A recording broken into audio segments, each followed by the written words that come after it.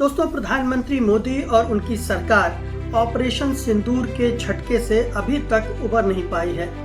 वो लगातार एक पब्लिसिटी मोड में चल रही है, प्रोपेगेंडा मोड में चल रही है कि कैसे ऑपरेशन सिंदूर में जो फजीहत हुई है, राजनीतिक फजीहत, मैं सेना की बात नहीं कर रहा हूँ। सेना ने अपना काम किया और बहुत उम्दा तरीके से किया, उसको 100 सलाम। लेकिन जो पॉलिटिकल लीडरशिप थी वो किस तरह फेल हुई, मैं उसकी बात कर रहा हूँ। और पॉलिटिकल लीडरशिप जिस तरह से फेल हुई उसका पूरे देश में मखौल बना, पूरी दुनिया में मजाक बना। और हम सब जानते हैं कि कितना डैमेज हुआ है इस सरकार को, प्रधानमंत्री की छवि को। लगातार उन पर अटैक हुए हैं, न केवल अपोजिशन से बल्कि अमेरिका के राष्ट्रपति डोनाल्ड ट्रंप से भी। और उस सब ने एक जो प्रधानमंत्री मोदी ने एक अपनी छवि बना रखी थी, मजबूत प्रधानमंत्री की, 56 इंच की छाती वाले प्रधानमंत्री की, लाल आंखें दिखाने वाले प्रधानमंत्री की, उसकी थोड़ी पोल तो जब गलवान घाटी वाला मामला हुआ था तब खुल गई थी। लेकिन ऑपरेशन सिंदूर को जिस तरह से अचानक उन्हें रोकना पड़ा, बंद करना पड़ा, उससे उनकी और फजीहत हुई और वो पूरी छवि, पूरा जो एक बिल्ड किया गया था उनके इर्द गिर्द ऑरा, वो ध्वस्त हो गया। और देशवासियों को समझ में आ गया कि प्रधानमंत्री मोदी कितने मजबूत हैं और कितने कमज़ोर हैं। और ये इस बात का एहसास प्रधानमंत्री को भी है, पूरे संघ परिवार को है। इसीलिए आप देख रहे हैं कि ऑपरेशन सिंदूर को लेकर पिछले साल भर से डैमेज कंट्रोल का काम प्रधानमंत्री कर रहे हैं, उनकी सरकार कर रही है।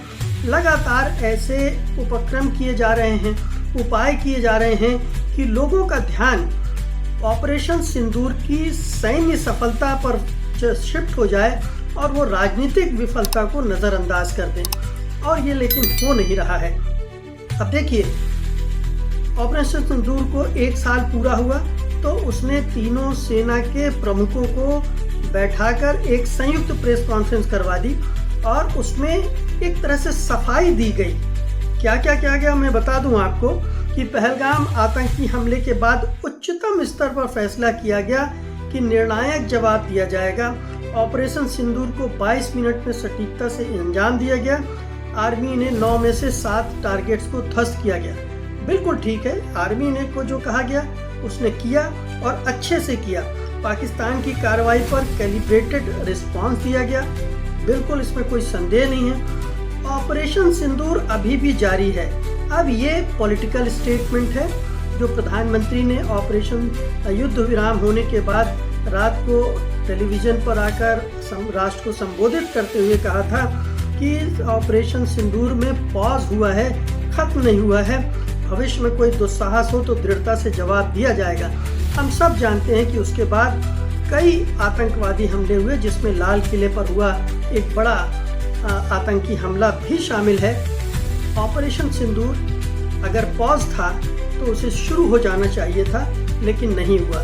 तो ये एक बरगलाने के लिए, लोगों को ध्यान बटाने के लिए ये कहा गया है और अपनी चमड़ी बचाने के लिए ये कहा गया था। लेकिन ये अब सेना के मुंह से भी कहलवाया जा रहा है। फिर ये कहा गया कि तीनों डिफेंस फोर्सेस ने बेहतरीन उदाहरण दिया इसके जरिए, जिसमें राजनीतिक निर्देश और सेना को संपूर्ण स्वतंत्रता दी गई। अब ये तो सैन्य अधिकारियों ने ही कह दिया है कि उनके हाथ बंधे थे। जब सैन्य अधिकारी ही कह रहे थे कि हमारे हाथ बंधे थे, तो ये अब सेना से कहलवाने की जरूरत क्यों पड़ रही है? सेना से ये क्यों कहलवाया जा रहा है कि पूर्ण स्वतंत्रता दी गई थी? ये दरअसल जो ऑपरेशन सिंदूर और उसके बाद का परसेप्शन बना है, उसमें ये सारे सवाल उठे हैं और ये इन सवालों के जवाब राजनीतिक नेतृत्व को देना चाहिए, लेकिन दिलवाया जा रहा है फौज के लीडरशिप से। ये तमाम चीज़ें हैं, ये बताती हैं कि सेना को किस तरह से आगे रखकर अपनी छवि को सुधारने की कोशिश सरकार कर रही है। इसी तरह से ये भी कहा गया कि ऑपरेशन सिंदूर अंत नहीं था, बस शुरुआत थी। आतंक के खिलाफ लड़ाई जारी रहेगी। बहुत अच्छी बात है, आतंक के खिलाफ लड़ाई जारी रहना चाहिए। उसके साथ ना कोई समझौता किया जा सकता है, ना उसके सामने समर्पण किया जा सकता है। लेकिन आतंकवाद से लड़ाई सरकार को कई मोर्चों पर करनी होती है। पहलगांव में अगर इतने लोग मारे गए तो वहाँ सुरक्षा व्यवस्था का इंतजाम ना होना सबसे बड़ा कारण था, ना कि आतंकवादी आ गए और जो सुरक्षा व्यवस्था नहीं थी उसका फायदा उठाकर आतंकवादी आकर हमला करके निकल भी गए। इसी तरह से इस सरकार के दौरान ही 5-6 बड़े हमले हुए हैं। पठानकोट हुआ, उड़ी हुआ, कितने सारे हमले हुए हैं। और इसके बाद ऑपरेशन सिंदूर के बाद 2-3 बड़े हमले हो चुके हैं। सरकार ने तो कुछ किया नहीं। तो ये आतंकवाद से लड़ने के जो दूसरे उपाय हैं, जैसे इंटेलिजेंस के मामले में हमको सुदृढ़ होना चाहिए, तमाम तरह के जो लोगों का विश्वास हासिल करना चाहिए जो जम्मू कश्मीर और सीमांत इलाकों के हैं, उस सब में आप फेल हो रहे हैं। और ये बताता है कि आप दरअसल लीपापोती कर रहे हैं। तो अभी ये डैमेज कंट्रोल की एक्सरसाइज बहुत सारे लेवल पे चल रही है। न केवल ये, बल्कि आप देखिए कि स्कूलों में ये बताया जा रहा है कि ऑपरेशन सिंदूर कितना महान था। कक्षा 3 से 8 तक ऑपरेशन सिंदूर, असागा ऑफ वैल्यूर, बहादुरी, एम्पैथी और मानवीय पहलुओं पर। क्या आपने कभी बांग्लादेश वार पर कोई अध्याय आपके पाठ्यक्रम में था?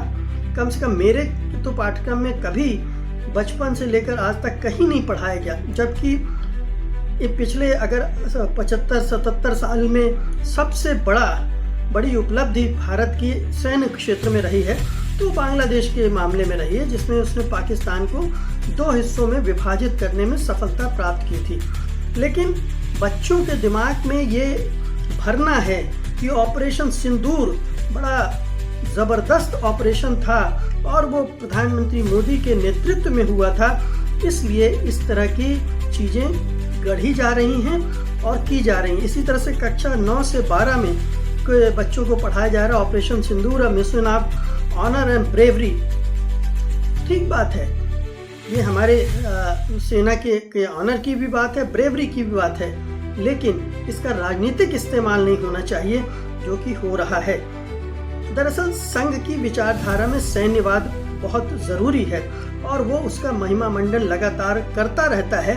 इसका इस्तेमाल भी वो अपनी सैन्य की सेना से निकटता दिखाने के लिए कर रहा है, लेकिन ये सारा झूठ है। अब इसके आड़ में जो बहुत सारी चीज़ें छिपाई जा रही हैं, ये नहीं बताया जा रहा है कि हमारे कितने राफेल विमान ध्वस्त हो गए, ये नहीं बताया जा रहा है कि हमसे जो चाइनीज़ J-10C और PL-15 का असेसमेंट होना चाहिए, जिनकी वजह से हमारा राफेल गिरे, उसमें हमसे चूक क्यों हुई।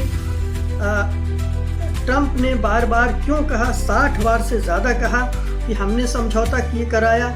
ट्रंप के तीसरे देश के दबाव में आपने समझौता क्यों किया, आपने युद्ध विराम क्यों किया, ये बात स्पष्ट नहीं की जा रही है, बस नकारा जा रहा है। और अभी तक कोई ऐसी कन्विंसिंग सफाई नहीं आई है जिसके बारे में कहा जाए। फिर राफेल कैसे पाकिस्तान के सामने कमज़ोर पड़ गया, इसके बारे में कोई स्पष्टता नहीं है। और बहुत सारे लोगों का, रक्षा विशेषज्ञों का मानना है कि आपके असेसमेंट में चीन का मामला तो था ही नहीं। आपने सोचा ही नहीं था कि चीन भी पाकिस्तान का सहयोग और समर्थन करेगा और अमेरिका भी साथ देगा। तो आप तो अकेले पड़ गए, आपके साथ कोई नहीं आया, आपकी कूटनीति, आपकी विदेश नीति चली गई। केवल सैन्य स्तर पर एक ये उपलब्धि रही, उसमें भी कई प्रश्न चिन्ह लगे हुए हैं।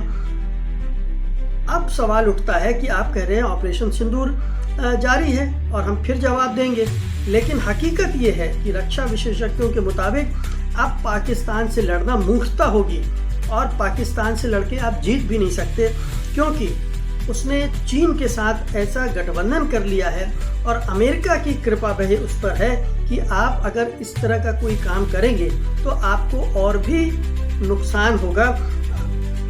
इन दोनों महाशक्तियों के साथ पाकिस्तान ने इस तरह के संबंध बना लिए हैं जिनका मुकाबला आप नहीं कर सकते।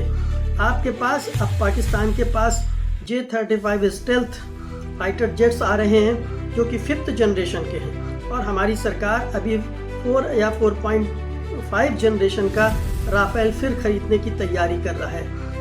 पाकिस्तान को चीन से पूरी इंटेलिजेंस मिलती है, भारत को कहां से मिलेगी, कैसे मिलेगी, इसका कोई उपाय नहीं है। तो कहने का मतलब ये है कि भारत सरकार, मोदी सरकार डैमेज कंट्रोल कर रही है, छिपा रही है चीज़ों को, अभी भी स्वीकार नहीं कर रही है, और ये चाह रही है कि लोगों के दिमाग से ये निकल जाए कि मोदी सरकार ने एक बहुत बड़ी विफलता हासिल की है ऑपरेशन सिंदूर के मामले में। ऑपरेशन सिंदूर में सेना से जो कहा गया सेना ने किया, लेकिन जो राजनीतिक नेतृत्व को करना चाहिए, जिस तरह की पॉलिटिकल मैच्योरिटी चाहिए थी, पहली बात तो ये कि शायद ये ऑपरेशन सिंदूर ही जल्दबाजी में किया गया, जिसकी वजह से ये सारा रिपरकशन हुआ। अगर कोशिश ये की जाती कि थोड़ा समय लेकर कायदे से किया जाता तो इसके अच्छे परिणाम भी मिल सकते थे और बेहतर परिणाम मिल सकते थे, लेकिन ये सब नहीं हुआ। और सरकार की विफलताएं, कमजोरियां सबके सामने, पूरी दुनिया के सामने आ गई हैं, अब उनको ढकना चाहती है। तो दिन रात ऑपरेशन सिंदूर मंत्री दोहराते हैं, बीजेपी के नेता दोहराते हैं, सेना के अधिकारियों से दोहराया जाता है, और अब बच्चों से, अधिकारियों से, हर जगह यही कहलवा जा रहा है कि ऑपरेशन सिंदूर करके हमने बड़े महान विजय प्राप्त की थी, और अब उसका गुणगान चलता रहना चाहिए। बहुत बहुत शुक्रिया आपका, धन्यवाद।